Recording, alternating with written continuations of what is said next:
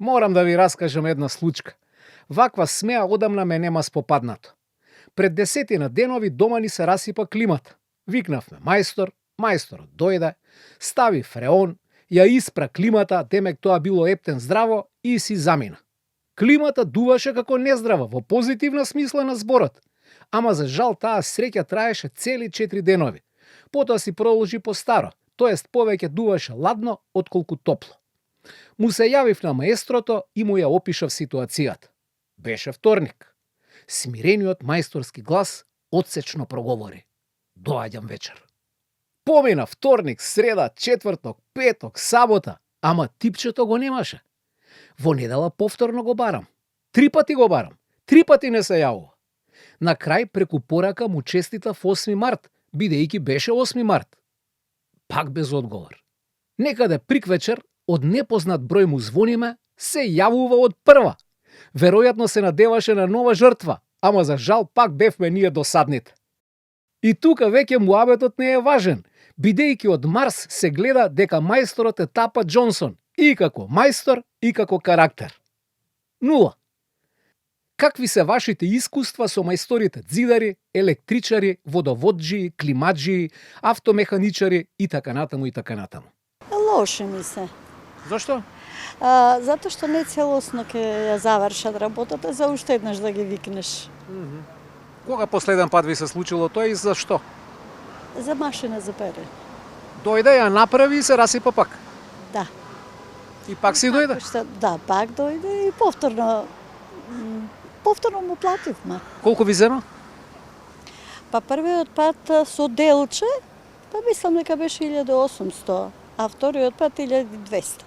Значи се на се 50 евра. А толку?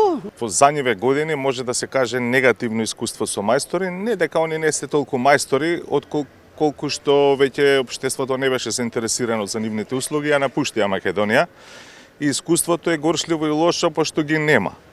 Значи, побрзо ќе нарачаш нешто од тему и ќе стигне од Кина, отколку мајсторот да дојде од Ѓорче до Волково да ја заврши работата, дали се плочки, одвод, довод. Јас сум барал мајстор да ти кажам, али не сум можел да ги најдам, па сум станал јас самоук мајстор. Значи го чека мајсторот 1 ден, 2, 3, 5 дена, веќе тоалетот мора да се оди во тоалет и мораш сам да ја решаваш проблематиката, отвараш нешто по профилите, гледаш, се јавуваш по искуство, по другари, ти кажуваат луѓе без стај таква цевка, стај таква чешма и така и знаеш, ќе го решиш на некој начин проблемот. Исто и со градежни мајстори, едноставно ги нема. Луѓето може да ти вети дека ќе дојде, не доаѓа или ќе дојде 2 дена кај тебе, ќе работи, ако збориме за градежништвото, па 5 дена има на друго место. Не се толку и они виновни.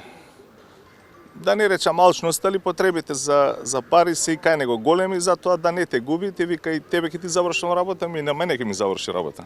На крај на денот на еден ќе заврши работа, другиот најверојатно нема. Но ќе се согласите дека тоа се лаги. Па тоа се лаги, ама до негдека може да му и кажеме да му се и оправдани лаги, зашто веќе времето е такво дојдено што мора тоа да го прави за да и он да обстане или да ги достигне своите финансиски цели. Што можеме со мажот ми сами си поправам. Да. Он е мајстор електричар.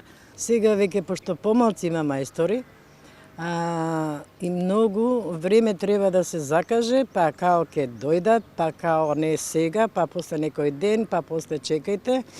Тако речат од 12, може да дојдат и во 4, зависно како... Значи мајстор може да каже доаѓаме во 12, ама доаѓа дури во 4. Па може тоа, да. Сте имале таква ситуација на чекање? Да, секако. Оваа констатација ептен држи. Има секакви. Се ако е плочкар, па е и за струја, па е и за местење, и за вода, па местење ламинат, па тоа не знам како може тој да биде некој мултитаскинг мајстор. Универзалец. Се да знае. А има такви? Па да. Ќе ви кажат, да, може и тоа, можам, да, и ова. И сега, што ќе се погоди добро ќе биде. Што нема да се погоди, здравје. Здравје. Ќе си викнеш друг мајстор. Па нормално, така. На господјава Ичне и било лесно. Мајстор ќе го викнеш и втор пат. Од прва не ја погодува работата? Некогаш да, некогаш не. Кога сте имале последна таква ситуација и со што? Со градба на куќа. Аха. Ајде, се Јасно тргнуваме. е. Да, тргнуваме од почеток. Проблеми со зидарите имавте? Па нормално сите, секакви проблеми, сакаат пари, малце доснат со работа, Малце само доцнеа. малце повеќе, нема. Колку? Колку за доцнеа? Зависи кој. Меѓутоа се во ред на крај. Се во ред. Значи, ако планиравте куќата да ја направите, да речеме, до декември, куќата излезе готова кога? Другиот декември. Цела година. Па тоа сите го знаат. И девојчево има причини за нервоза. Мајстори. Дефинитивно мајстори, со нив имам во последно време многу работа, така да, мајстори. Подлажнуваат помалце. И тоа и не се секогаш ажурни и така. Откажуваат во последен момент, да. Правите нешто? Моментално се вселуваме. Имате нов стан.